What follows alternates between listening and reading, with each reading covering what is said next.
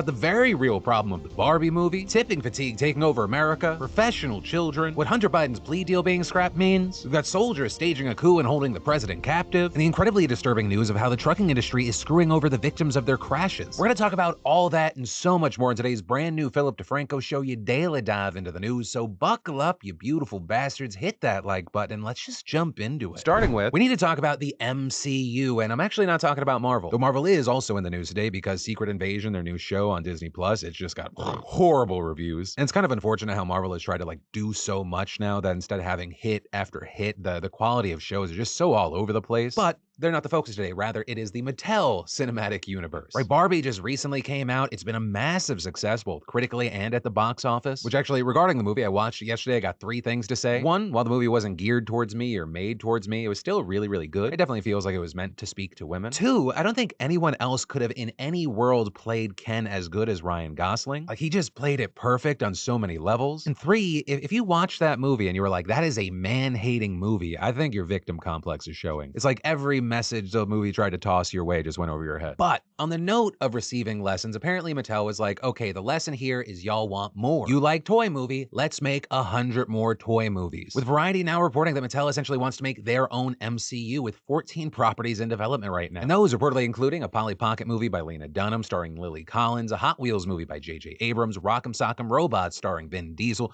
movies based on Uno, Matchbox, Thomas and Friends, Viewmaster, American Girl, and a Magic 8 Ball movie that'll probably be a PG-13 thriller. And this is you have a Barney movie being produced by Daniel Kaluuya that Mattel previously said would be like an A24 type of surrealistic film. And given Barbie's immediate success here, it's being viewed as a kind of a massive green light for Mattel. But the thing is, with this news, you have a lot of people seemingly pissed off. With people saying that the studios got the wrong takeaways from Barbie's success. Writing enough is enough. We want original movies back. As well as every single time they learn the exact wrong lesson. Instead of understanding the Barbie movie was successful because it was creative, subversive, and exciting, and had a ton of diverse talent, they're giving us 10 years of toy-themed slop made by car commercial directors. Oh my god, how do you really feel? Right, but you have people saying that audiences are essentially being punished for enjoying the Barbie movie. Some even arguing that they'll never be able to make another successful cinematic universe. Marvel started theirs all the way back in 2008, a completely different time for the industry, and saying the novelty is gone, the stars are gone, the creativity is gone, and most importantly, the money is gone. Though, of course, the counter to that is what people say and are very vocal about doesn't always line up with what people actually choose with their dollars. So notably, all of this is being said as the reboot, remake, sequel era is kind of causing tons of fatigue. But also, those things are seemingly not going anywhere. With, for example, the CEO of Paramount recently telling Variety that they won't be releasing original animation in theaters, and saying their theatrical projects will be based on IP, and arguing we're not going to release an expensive original animated movie and just pray people will come. But also, a thing to keep in mind here is we're talking about this amid a double strike happening. Who knows even what kind of movies we're going to get over the next 12 to 24 months. Also, on the note of the strikes, we're seeing politicians getting involved, with a group of Democratic lawmakers from California sending a letter regarding the actor strike, urging good faith negotiations. And according to the LA Times, the letter was sent this week to both the heads of the Screen Actors Guild and the AMPTP, which represents the studios in negotiations. And in this, Representative Jimmy Gomez, Katie Porter, Adam Schiff, and a couple dozen more politicians defended the actors, saying the contributions of these artists are indispensable to the productions that millions of Americans watch each year to be entertained. And Gomez telling the Times, we want everybody to go to the table and we want the studios to take the workers' demands seriously. And adding that the letter was made to demonstrate to the studios that Congress is watching. And Congress is not alone there, as California Governor Gavin Newsom has also offered to get involved, with Newsom's team even reportedly reaching out to all sides of the strike to mediate and broker a deal. Though, notably, his senior communications advisor told the outlet that no groups have shown formal interest yet. And then, one of the biggest strikes in this country has seemingly been avoided, though it might not be the one that you're thinking about. And that's because this week, UPS and the Teamsters union reached a tentative deal. And according to Sean O'Brien, the Teamsters general president, the deal is worth $30 billion. And it guarantees union employees will receive a $2.75 raise now, along with a $7.50 raise over the next 5 years. And it'll also bump up wages for part-time workers from $16.20 an hour to at least $21 an hour. Plus, on top of the wage increases, the tentative agreement also opens up 7,500 new full-time union positions within UPS. And this deal is being celebrated by the union's leaders, with O'Brien saying, we demanded the best contract in the history of UPS, and we got it. This contract sets a new standard in the labor movement and raises the bar for all workers. And you even had the top brass at UPS toasting the deal, with the CEO saying in a statement, together we reached a win-win-win agreement on the issues that are important to Teamsters leadership, our employees, and to UPS and our customers. This agreement continues to reward UPS's full and part-time employees with industry-leading pay and benefits while retaining the flexibility we need to stay competitive, serve our customers, and keep our business strong. And this is a massive deal because this prevented what could have been a catastrophic strike, with estimates saying that a UPS strike could have cost the American economy $7 billion. Right?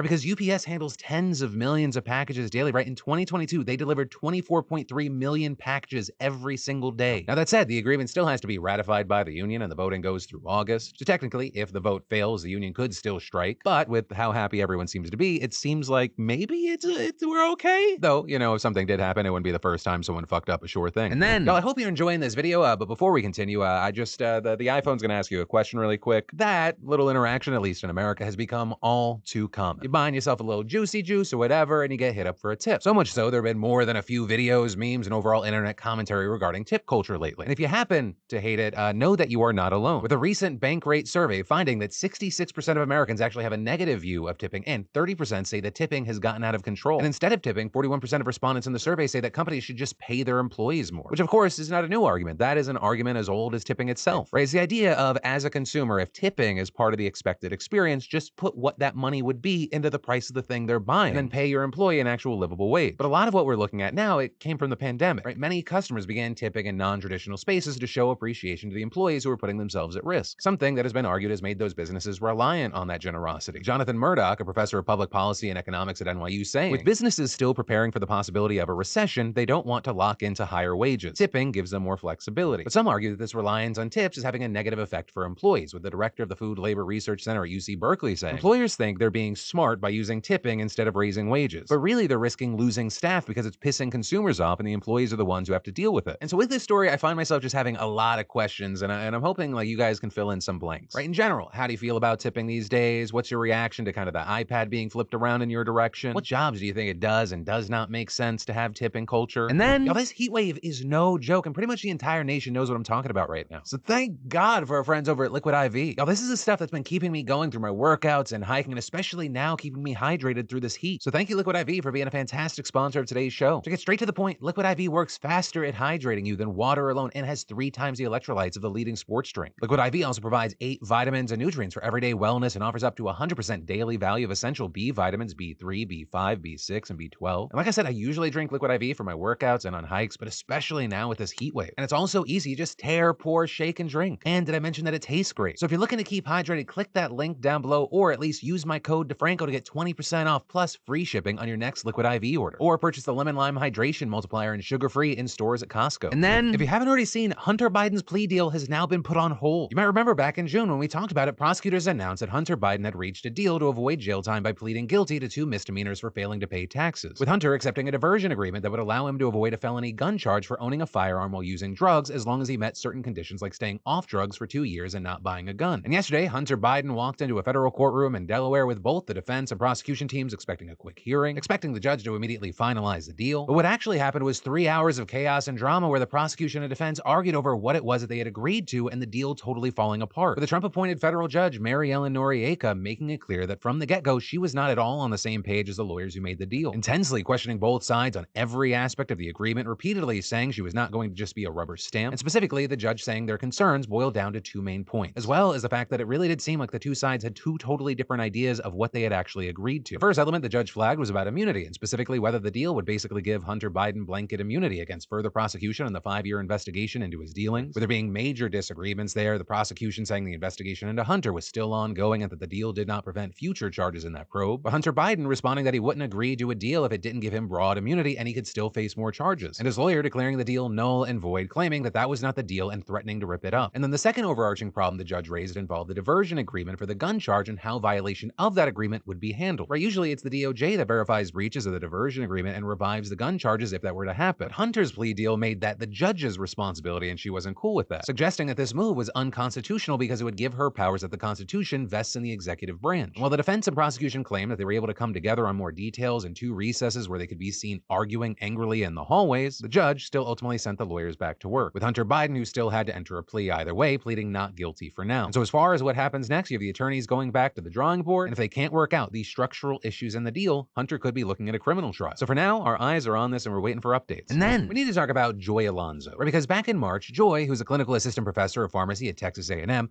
gave a guest lecture about the opioid crisis at the University of Texas Medical Branch, or UTMB. And at some point during or immediately after the lecture, she made a comment that many understood as being critical of Texas Lieutenant Governor Dan Patrick's policy toward opioids. And so a first-year medical student actually filed a complaint against Alonzo for allegedly disparaging Patrick. Now, while we can't say for sure who filed the complaint, we do know one of the first-year students attending the lecture was the daughter of the person who ultimately prompted an investigation against Alonzo, with that being Dawn Buckingham, the Texas Land Commissioner, who also happens to be a graduate of UTMB's medical school and has close ties to Patrick, where she even served alongside him for 6 years in the state Senate and got elected to her current post with his backing. And reportedly, Buckingham called A&M's vice chancellor for governmental relations as well as the lieutenant governor himself about Alonzo. And within hours, Patrick's office was discussing the matter with John Sharp, a chancellor of the Texas A&M system, with Sharp reportedly sending a text to Patrick saying, "Joy Alonzo has been placed on administrative leave pending investigation, RE firing her. Should be finished by end of week." Meanwhile, UTMB leaders sent an email to the students who attended Alonzo's lecture, stating that the professor's comments about the lieutenant governor did not reflect the opinion of the university, and adding a formal censure disapproving of her remark. But the thing there is that censure letter never actually specifies what Alonzo said to kick the whole thing off, which is also why free expression groups like PEN America argue that the censure effectively just chills all criticism of politicians. So other faculty may just self-censor to avoid crossing a line. And although the investigation failed to prove any wrongdoing by Alonzo and returned her to her job 2 weeks later, critics argue that the whole probe and suspension alone were a violation of her rights. Plus, for added context, all of this comes on the heels of a similar controversy involving outside pressure on the university, with that being when A&M recruited Kathleen McElroy, a distinguished journalist and alum, to revive and lead its journalism program last month. However, she ended up actually turning down the job after her contract was rescinded and reworded 3 times, sliding from a tenured professor position to a 1-year contract where she could be fired at will. And reportedly, that came after the university got backlash from conservatives who took issue with her past employment at the New York Times and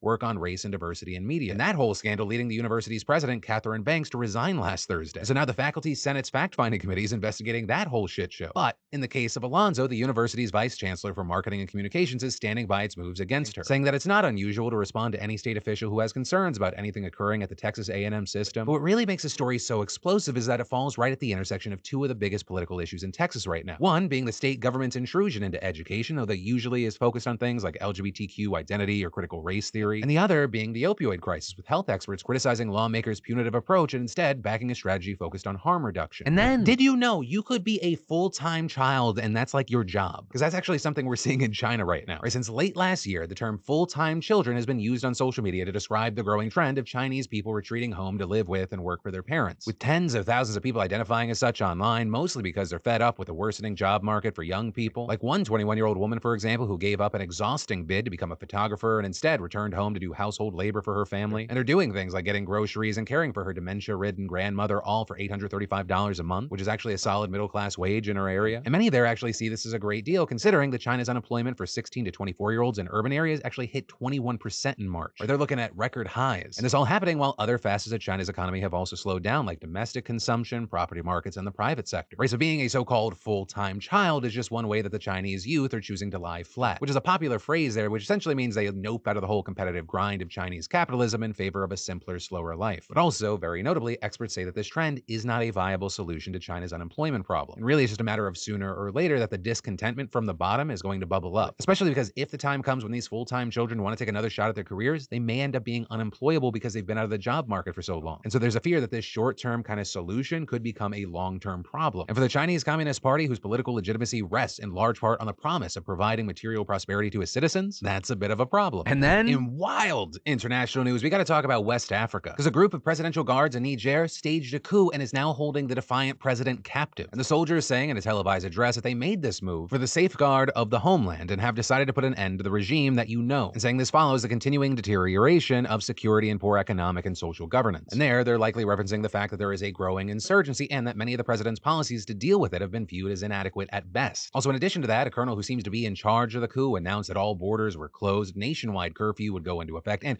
all government institutions were closed for the time being. They also notably said that the president would not be harmed, but hinted that could change if there was foreign intervention. Also this morning, a very key thing, the rest of the country's army announced that they agreed with the coup and would be backing it, and that getting a lot of praise from locals, huge crowds going out to show their support, with people burning down the headquarters of the president's party and chanting anti-French slogans. Right, and for context there, they're a former colonial power there that still has bases to help fight that Islamist insurgency. Although there have been pro-presidential crowds as well, setting the stage for some pushback, but as of right now, it's still unclear exactly who's going to be in charge, although it is at the very least unlikely to be returned to a democracy. And that's because Niger was ruled by a series of military dictatorships since gaining independence in the 1960s. And when the now former president was elected in 2021, it was the first democratic transition of power. Though notably, that has now been a short-lived experiment. And unfortunately, that follows a trend of other Western and Central African countries lately, which have seen 7 non-democratic coups since 2020. But also with this news, you had the US and other nations urging the army to release the president, some even threatening that economic aid and trade packages were reliant on the country remaining democratic. And this likely because the change, which seems to have an anti-Western tint, that'll lead to Russia gaining more influence in the region, something that's actually slowly been happening as groups like Wagner have become increasingly popular with their neighbors. And then, many of us out there need to make dietary changes, be it a personal choice or on doctor's orders, but learning how to actually prepare foods to fit the new way of eating could be a challenge. And I don't think a lot of people have time for that. And that's actually one of the reasons I want to thank a fantastic sponsor of today's show, HelloFresh. HelloFresh's menu features calorie-smart and protein-smart lunch and dinner options, plus new vegan dinners to choose from, making it that much easier to reach your food goals with flavorful recipes. And I especially love that their ingredients travel from the farm to your door in less than 7 days for quality that you can taste. Right, no matter where you live, you know this season you'll have the best produce picks all summer long. And HelloFresh benefits busy professionals, families, just about anyone. And with 40 recipes weekly to choose from, you won't get bored and can always find something new. And did I mention that HelloFresh is cheaper than grocery shopping and most takeout? Plus, I gotta say, from personal experience, fast and fresh recipes that are ready in 15 minutes have been a lifesaver for me and my family more times than I can count. So y'all go to HelloFresh.com/DeFranco50 and use code DeFranco50 for 50% off plus free shipping. Yes, really, that's HelloFresh.com/DeFranco50 and code DeFranco50 to get you 50% off plus free shipping. It is honestly a no-brainer, so try America's #1 meal kit today. And then, in super fantastic sunshine fun time news, our world's climate may be reaching a sudden and irreversible tipping point sooner than expected. Or at least that's the conclusion of a new study that was looking at the Atlantic current system, which includes the Gulf Stream. Right, it's this complex tangle of ocean currents that carries warm, salty water from the tropics to the North Atlantic, where it sinks into the floor, cools, and recycles back south. And that system is global for regulating global weather patterns, especially in the Atlantic region itself, specifically keeping northern Europe several degrees hotter than it would be otherwise and bringing colder water to the coast of North America. But scientists have long believed that melting Arctic ice could pour new cold fresh water into the system, throwing off its balance and shutting it down entirely, which would not be a small thing. It is an event that would be catastrophic and impact every person on Earth. We're looking at dramatic cooling in the northern hemisphere, warming in the tropics, as well as stronger storms and floods on the east coast of North America, then drastically reduced snow and rainfall across the central and western United States, as well as India, South America, and West Africa, and then just sprinkle on top rising sea levels, melting ice sheets, and crumbling marine ecosystems. And lucky for all of us, a new study published in the journal Nature Communications predicts all of that will happen around the middle of this century. Though there's a fun little range here. The collapse could come as late as 2095 and as early as 2025, with the study coming to this conclusion by analyzing 150 years of sea surface temperature data and finding that northern temperatures have undergone bigger fluctuations and taken longer to return to normal in recent years, which the study's authors say are early warning signs that the system is becoming critically unstable. But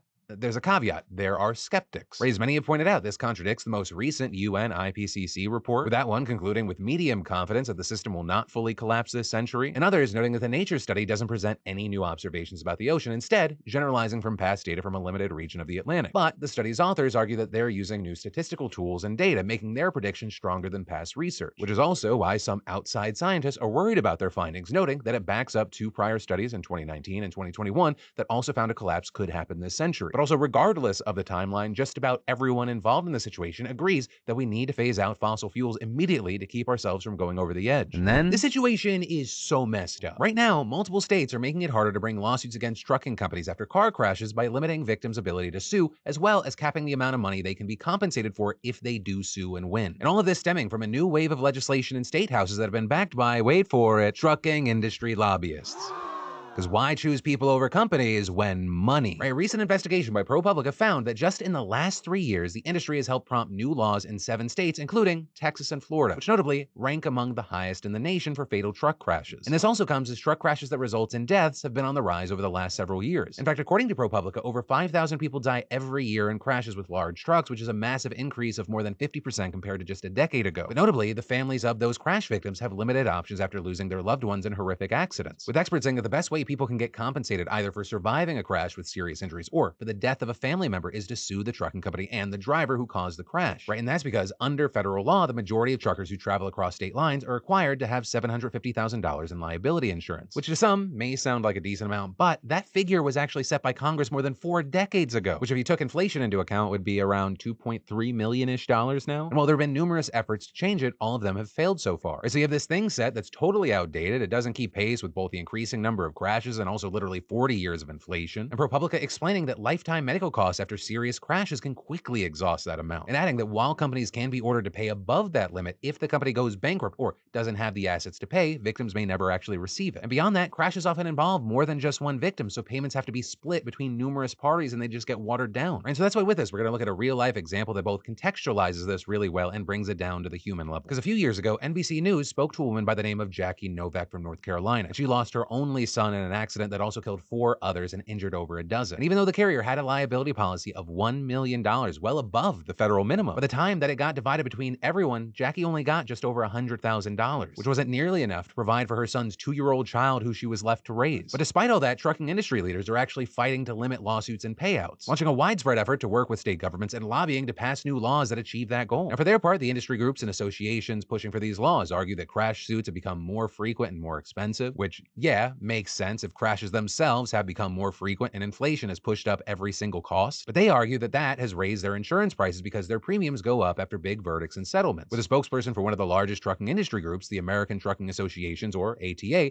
telling ProPublica that this actually negatively impacts safety because companies can respond to that by cutting costs and wages, which in turn results in hiring less, which can also mean hiring less experienced drivers. But safety advocates have pushed back there by arguing that that's just the price of doing business, right? Car insurance rates go up for anyone who's in a car accident, especially when it's their fault. And what's more, while the trucking industry claims that these laws that they're lobbying for are going to limit frivolous lawsuits and exorbitant payouts, safety advocates told ProPublica that the policies actually, quote, shield trucking companies from legitimate liability after crashes and disincentivize the companies from working to prevent crashes in the first place. With Mark Geisfeld, a professor of civil litigation at NYU Law and a leading expert in this field, telling the outlet, hey, we've heard these complaints about meritless lawsuits from the trucking industry groups since the 1980s, which wouldn't you know it is also when the federal government started requiring carriers to have $750,000 in liability insurance. Total coincidence, I'm sure. But Geisfeld said that the issues these groups have raised about frivolous lawsuits, it's this boogeyman, because the legal system has ways to sanction attorneys if they intentionally bring baseless cases. And adding that most of the so-called reforms these organizations have pushed for recently, they're actually just a front for cutting back on the amount of money that they'll be liable to pay if they're found responsible in those cases. And Geisfeld arguing that cutting down those liabilities is actually what can jeopardize safety even more, explaining the idea ultimately is if the businesses are forced to pay for the liabilities of their drivers, then the businesses are going to adopt safety measures to try to make sure they can do as much as possible to keep drivers from getting into crashes. And that's obviously good for society. But that's the exact opposite of what's achieved by the laws these industry groups have been pushing. Right, for example, Texas, which had the highest truck-related fatalities, reporting 643 deaths in 2020, they passed a law in 2021 that said that trucking companies cannot be sued for their roles in crashes unless they're first found liable in court. And that law, of course, being supported by major trucking industry players. And what's more, before that law was passed, the lawyers for survivors and families could present evidence that showed a pattern of bad practices by a given trucking company. Right, basic stuff that you would think is super relevant to the situation. Right, don't you think it matters like how many other accidents they've been involved in? Well, that 2021 law made it so that the attorneys suing are much more limited in what they can actually present in the first trial. And so those kinds of details can only be given if they make it to the second trial. Meanwhile, in Florida, which has the 3rd highest truck-related deaths nationally, the state legislature passed a law this March that industry groups have heavily lobbied for. And that law changed how medical bills are presented in trial, so only the amount paid can be shown instead of the amount initially billed. But it also reduced the statute of limitations for personal injury cases, making it so that victims can only sue within 2 years, which notably is a period of time that safety advocates say is just an obstacle to victims whose lives have been completely upended by a traumatic crash, with them being overwhelmed by both physical and financial barriers. And in Iowa, lawmakers took a totally different approach, passing a lobbyist-backed law that limits the amount of non-economic damages awarded to plaintiffs, right, which are damages paid out for losses that cannot be measured easily, like the loss of a child. And the only exceptions on those caps being for incredibly extreme situations, like if the truck driver was driving drunk. And while with our current news cycle, this is something that very easily flies under the radar, it's so incredibly important that we shine a light on it, because this is not okay. This is pure insanity. And that is where your daily dive into the news is going to end today. But for more news you need to know right now, I got you covered right here. You can click or tap or just go into those links down below in the description. And of course, remember, my name's Philip DeFranco. You've just been filled in. I love yo faces, and I'll see you Sunday.